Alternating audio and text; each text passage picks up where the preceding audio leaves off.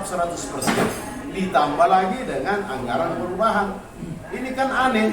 Jadi seakan-akan dalam proses pembangunan ini ada sesuatu yang ditutup-tutupi. Ditutup-tutupi adalah mungkin adanya keinginan menghilangkan denda terhadap serapan dana pokok, sehingga dimasukkan segera itu dana tambahan, dana perubahan sebanyak 14. Nah, kalau kita lihat dari fisik, walaupun ornamennya itu emas, mungkin belum sampai 52 miliar ini. Kendati pun ornamennya di dalam masjid ini. Jadi ada dugaan keras dari rekan-rekan yang lain, dari aktivis yang ada ini, bahwa terjadi tindak pidana korupsi di dalamnya.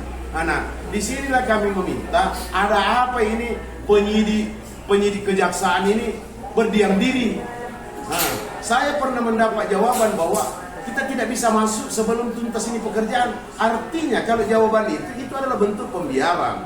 Ya, jangan membiarkan orang melakukan kejahatan sepanjang bisa dicegah.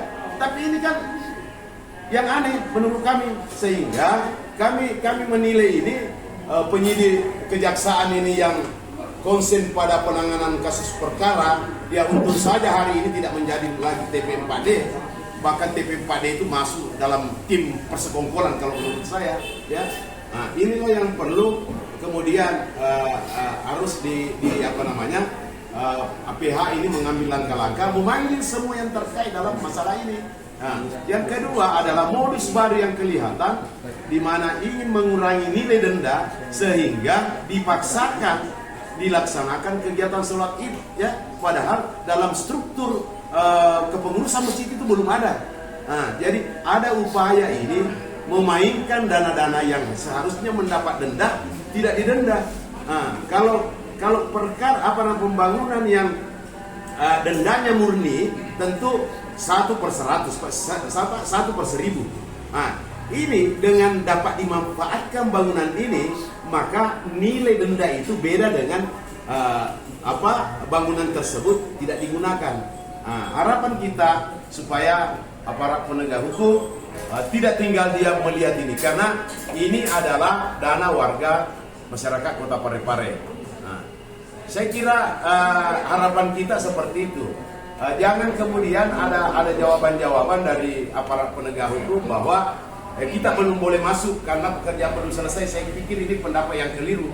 Artinya kalau itu pendapat aparat penegak hukum, maka kami pastikan bahwa dia membiarkan orang melakukan tindak pidana kejahatan, dalam hal ini kejahatan korupsi. Saya kira seperti itu. Ya, kenapa?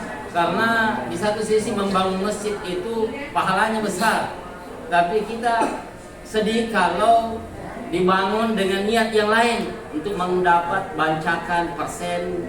Ya, kalau di proyek pemerintah yang lain itu wajar, ada 17%, ada spekulasi, ada markup. Nah, ini masjid saja di markup, tidak masuk akal 42 miliar seperti itu.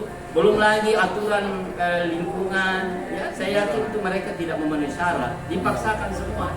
Ya, jadi ini saya dari bahagian dari aliansi ini yang tergabung dalam koordinator aksi Forum Peduli Umat, itu menyampaikan keprihatinan terkait dengan pembangunan Masjid Terapi. Ya, bahwa tempat ibadah saja itu masih syarat dengan permainan-permainan yang sebenarnya tidak layak untuk sebuah rumah ibadah. Saya kira itu saja dari saya. Terima kasih banyak.